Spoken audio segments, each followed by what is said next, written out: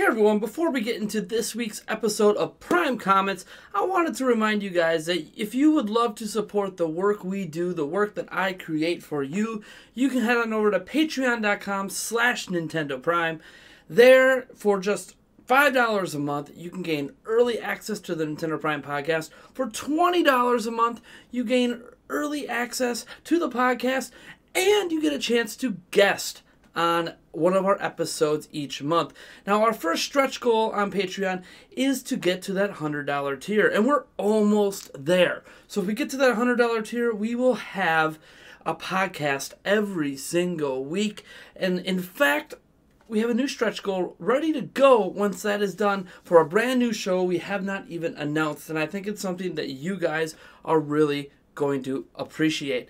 Now, moving beyond that, I understand that for some of you folks, it's not feasible for you to give any money through a Patreon or through any of our super chats during live streams, or even if we turned on subscribers here at YouTube. So that is why we have teamed up with gawkbox.com. And if you go to gawkbox.com/Nintendo Prime, and as always, links are down in the description, you can literally have somebody else donate to us, a company, a business donate to us, for you just checking out their apps, trying out their games. It costs you literally nothing, and it can get us anywhere from 30 cents up to $10. There's even a couple apps out there that give us $100 if you just check it out and you play with some games.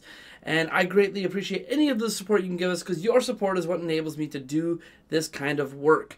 And I really, really, really want to hit that $100 stretch goal, because the next one on Patreon, oh man, guys, is going to be exciting. You guys, I think, are going to fall in love with it. And it's going to be highly unique, I think, in the Nintendo space. That being said, let's get into it, shall we? So this week, I'm going to go rapid fire again. Some people seem to like the rapid fire edition last week. And we have less videos. I've been sick.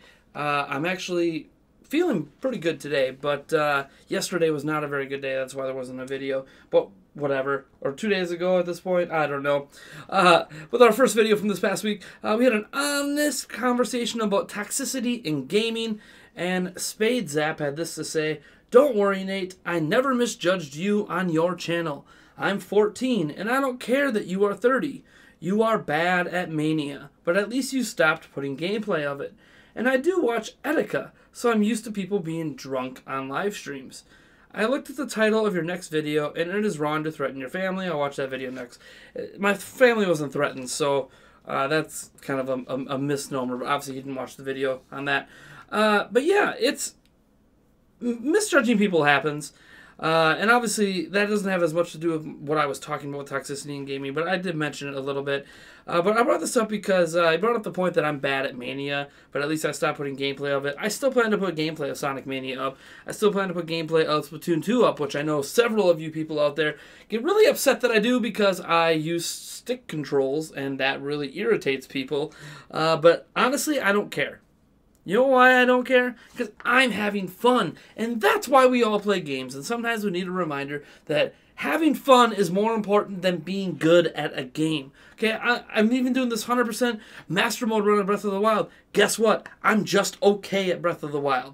Maybe I'm a little better than okay, but I've never even beaten a Lionel before. So, yeah, it's one of those things where I don't care how skilled you are. You guys shouldn't care how skilled I am. You should just care that I'm having fun, just like I care that you're having fun. Because ultimately, having fun is why all of us play games. And as for Etika, cool guy. I get entertained by his streams, and I'm not always sure why. Moving on. The second video from the past week says, "Criticize me all you want, but bringing up my family crosses the line." I was a little upset. I maybe shouldn't have made this video in hindsight. I don't know. I guess live life with no regrets, right? And Medbros had this to say: "As a content creator myself, having similar video titles is not an issue at all. I think of my titles on my own, and always there will be a video in the sidebar that has the same / similar title. Keep up the good work, and don't let this bring you down." Actually, what's interesting about titles, because the criticism came up from similar titled videos and me being inspired by other YouTubers, it's really interesting because when you think about it, and I had a conversation with this, actually, with our representatives at BBTV who we're partnered with. having similar titles or even like the exact same title, I know that seems kind of shady, is actually how you appear in those suggested videos next to the big creators. So if I want my videos to be seen next to the Game Explains, next to the Switch Forces, or the HMKs, or the IGNs of the world, I actually have to have titles and tags that are very similar to what they have. That's just how YouTube algorithm works. It's kind of like that with search rankings as well, if you think about it. I remember at Zelda Informer, I'd always be pushing Zelda walkthrough rankings, and you know, the walkthrough rankings are literally named this up: Breath of the Wild walkthrough, Breath of the Wild walkthrough. Like it, you know, that's just kind of the name of the game when you're dealing with Google and algorithms. So yeah, we're probably going to have similar titles to other videos as well, because we're also trying to get noticed by new people, and we're not going to do that if we keep just making our own unique titles that end up not finding an audience. Yeah, that's kind of the way it is. Moving on. Our third video of the past week, Nintendo holding up Netflix on Switch. Plus, Switch projected sales hit 130 million units. I'm still crazy about this. And always, if you want more details on these stories, links to every single video are in the description below if you'd like to get more information. Travis Stint had this to say: well, you have millions of people blowing $1,000+ on crappy smartphones. Xbox, or iPhone X. Why wouldn't they blow $300 on a home console that you can take with you? There are many, and we'll have way more games that aren't on iOS and Android. No one cares about Windows phones. Also, it's nice actually having real controllers to play games instead of super crappy digital buttons that don't respond properly. So I chose this comment because I wanted to address the smartphone gaming sphere. For starters, any argument about how there's going to be, you know, a bunch of games on consoles that don't come to phones, there's also a hell of a lot more games on phones that aren't coming to consoles. So it actually works both ways, and if you want to look at the numbers, it actually favors phones in terms of sheer number of games. And not all of those games are microtransaction-y trash. There are actually legit good games on smart devices. Now, obviously, the $1,000 plus, that usually is dealing with either a Samsung phone, which, oddly enough, I'm actually recording this with one of those almost $1,000 phones, those $850 Samsung Galaxy S Plus, and S8 Plus or whatever. I don't know. I just switched off an iPhone 6s Plus, and obviously, you could tell I'm with those mainline phones because they generally have the combination of features that I need for my purposes, at least until I get a professional grade camera, which again, support us on Patreon. But yeah, it's crazy to me. You know, you guys know this by now. I'm against like console wars. I'm all for discussing who's going to perform better and why, and doing comparisons and all that stuff. But I'm not for trashing a company just because you love another company. I love Nintendo, but I'm not going to trash Sony because I love Nintendo. If I have something negative to say about Sony, like I did in the past with crossplay, it's going to be because Sony did something I think is negative. Same with Microsoft with Xbox, and really the same with anything else out there. And the same is true with phone games. I think a lot of the microtransaction stuff is a little bollocks. Now, on the plus side, usually you get those microtransactions in free games, so I'm a little torn, but I think that phones and tablets are legit forms of gaming, and I think us as the console, as PC gamers call us, console peasants, or maybe console master race, if you want to even get all elitist about it. I think we need to stop looking at phones and tablets as this entirely separate medium that isn't as good as us real gamers. Because I know I'm going to get a lot of hate for that comment, but I'm sorry. There are legit good phones. I mean, you can play what's essentially a full version of Minecraft on a phone. I'm sorry, phones and tablets are legit forms of entertainment, and not just entertainment, legit forms of gaming. And when you think about the Switch, it's a tablet. So, we're not really in position to argue about it, and you can use controllers with phones and tablets if you want. Obviously, they don't come built in usually, but still, I don't know. I don't think we're in position as Nintendo fans to really be criticizing phones and tablets, and I also think that phones and tablets are legit forms of gaming, and we need to be better about accepting that reality. Or you guys need to be better. I'm fine with it. My kids game on them. I game on them. My parents do. I don't think there's anything wrong with gaming on a phone, and I think it can be just as fulfilling as playing a console game. Even Breath of the Wild, believe it or not. Because again, remember what I said in the previous comment. We play games for fun. Moving on. Our fourth video from this past week. Nintendo stock at highest level since 2008. Corey D had this to say, crap. If Nintendo releases the Switch in China, we're never going to get a steady stream of Switch consoles at retailers. They already can't produce enough to satisfy existing markets. Imagine how hard it'll be once you throw China into the mix. But hey, Nintendo is going to be swimming in the money, so I'm sure they'll be thrilled. For starters, Nintendo actually has been shipping a lot more units. I've been finding more units at GameStop and Walmart and Best Buy. I think actually every time I've gone to an electronics store, I have found some sort of Switch unit. At Walmart, it was only the Splatoon 2 bundle that was selling for $380. I think it's just a game with some colored Joy-Cons. To me, that's not worth $380. But whatever, to some of you it might be. But at least they had Switches in stock available to purchase along with the games. And on top of that, here's a post I found on Reddit. Or an image I found from Reddit. And it shows that there's a store that got a ton of Switch stock, way more than they even got on day one. Nintendo is starting to catch up with demand, is basically what I'm getting to.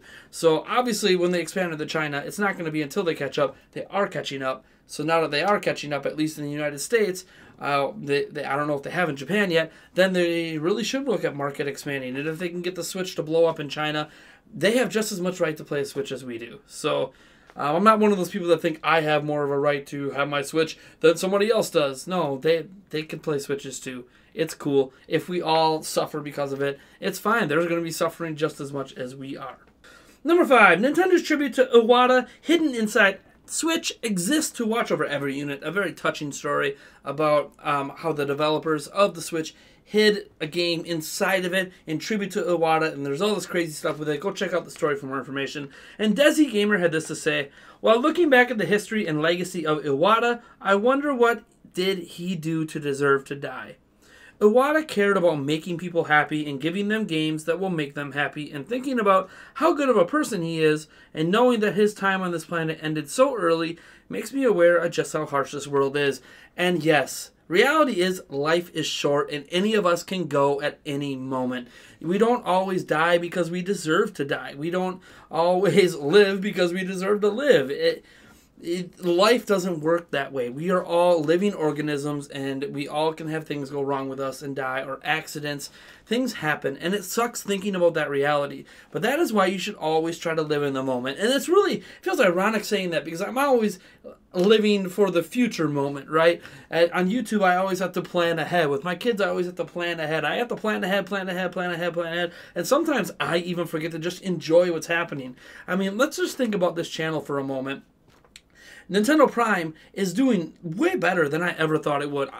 A year ago, I wouldn't have even imagined making YouTube videos every single day and actually seeing it as a possible path for the future of Nintendo Prime. I always felt we were going to be a social media entity on Facebook, blow the Facebook up, sell some merchandise on there, have a website like Go Nintendo or Nintendo Everything mixed in with a little bit of Nintendo Life kind of action, and go from there, because that's what I've known for the past decade. And reality is that's not what Nintendo Prime really is today. We still have a strong following on Facebook and all that, but we're more of a YouTube entity now than we've ever been, and that's not something I would ever imagine. And sometimes I needed to sit back and realize, man, I think I'm really accomplishing something here. Something that I never foresaw in myself. And yeah, so live in the moment, enjoy life. Is generally the message I want to give you. Try to enjoy your life as it is, even in all the crappy situations we might be in. Find something to cling on to and enjoy, because you never know when this is going to be it. Moving on. Final Fantasy 15 might be converted into Unreal Engine 4 for Switch. I'm still blown away that might happen. And Unern Same had this to say. First of all, I want to give you my support and best wishes. Now, as you say, they want to bring Final Fantasy 15 to Switch. I think in part they want a return of investment. This is good for the consumer because we have more options for getting Final Fantasy 15, an amazing RPG, with its flaws and all. However, the proposal of ditching Luminous in favor of Unreal Engine 4 is a testament of the Switch's limitations. Given that, I want more developers porting games into the Switch. It will be amazing. I don't actually think that the Unreal Engine 4 has anything to do with Switch's limitations. I think this has to do with how bad the Luminous engine is. Final Fantasy 15 runs like crap on every system it's on but PC, and even most PCs it runs like crap on.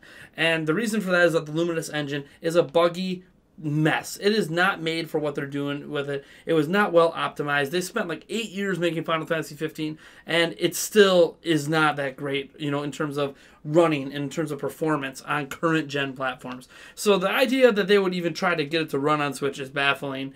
But if they're willing to move it all over to Unreal Engine 4, and I'm not surprised because Square has a lot of experience with Unreal Engine 4. They're making Kingdom Hearts 3 in Unreal Engine 4. They clearly love that engine. So they probably think that the conversion is going to be easy. It's going to cost money. That's probably why they're talking to Nintendo. But yeah, I'm not that worried about the Switch's lack of power. The Switch is a very different kind of system. So yeah, let's move on. The 7th video from this past week, Doom Switch gameplay impresses and paves the way forward for third parties.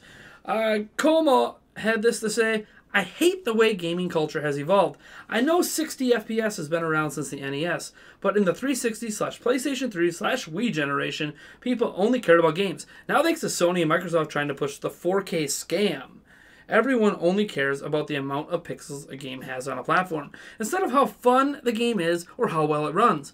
Everyone who played the Doom Switch demo has said that it feels amazing for a portable version of the game. It is extremely impressive that this game can run well on the Switch. This is a victory for gaming. This is a portable device that can play a AAA game at an acceptable level of performance. I understand what you're getting at.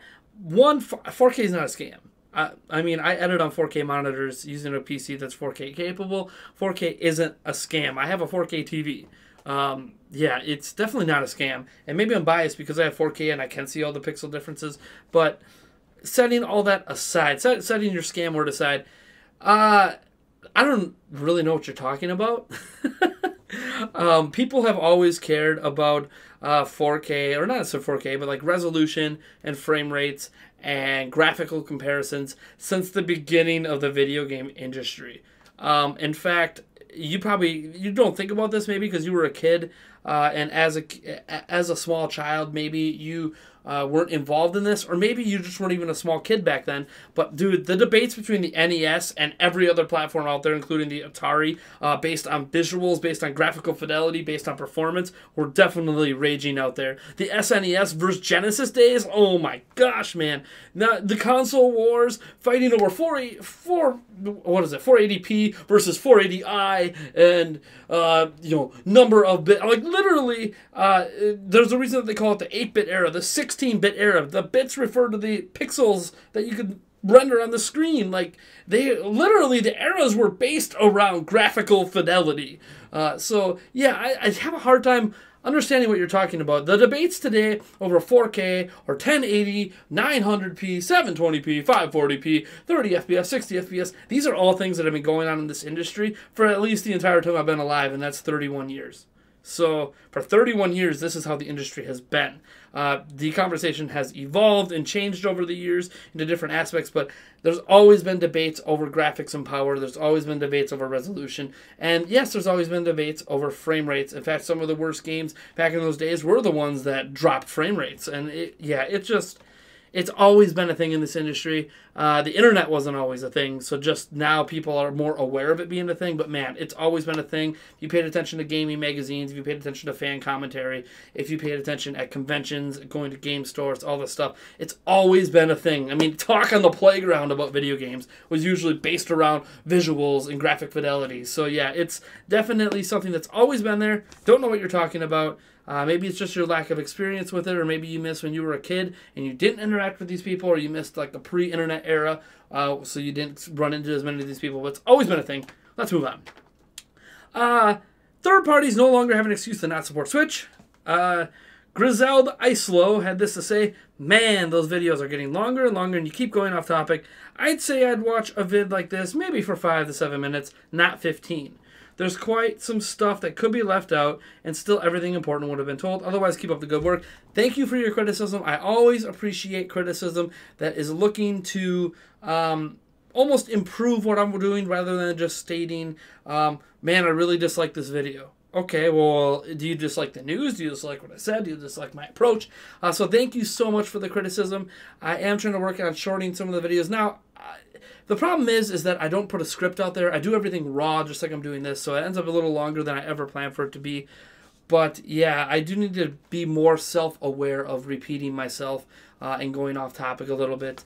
But yeah, thank you for the feedback, and I will try to keep it in mind. Moving on, the last video from this past week, one big issue third-party Switch ports currently have. Go watch that video if you want to know what that issue is. And David Troutman had this to say, Nate, I like your channel, but I'm starting to tire of the conversation about why people should stop complaining and how sacrifices must be made. I agree that people shouldn't hate. I just also feel the topic of defending against it has been done to death. And I'll always defend against hate when it's defensible. I always, it's going to be based on my personal viewpoints. There are things about Switch that I think are legit criticisms and absolutely need to be dealt with. And there are things that I think are just fan wars and are complete misunderstandings. And I think sometimes fan wars can seep into overall opinions of a product. Now, obviously the Switch has a great reputation overall right now, and I'm not too concerned about it. But yeah, it's always kind of that back and forth conversation. Now, one thing I will agree is that I do need to do a better job of varying my topics at the channel. If you'll notice, there was I think almost every video this past week was about a third-party game. I didn't talk about the excellent indie lineup that hit this week. I didn't talk about any Nintendo games. It is something I need to be more self-conscious of not beating a topic to death until it's got nothing left to breathe. Because sometimes you need to give topics a break and come back to them later. And yeah, that is something I'm working on. In fact, my next video after this is finally me talking about Super Mario Odyssey, which I'm really pumped to do because we haven't talked about that much here at the channel. I mean, less than a month, or a little over a month. Mario Odyssey.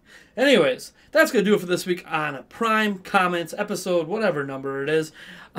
Thanks, everyone, for tuning in. As always, be sure to check out our Patreon. I am taking ideas, obviously, for new tiers and new video concepts, but I have a pretty good idea what I want my next stretch goal to be. And you can support us there for just $1 a month as well. You just only get the access to Patreon exclusive posts, minus the podcast. And we do have a couple of those, including ones where you can submit topics for the podcast. But yeah, anyways, I am here. You are here. Thanks for watching. I'll catch you in the next one.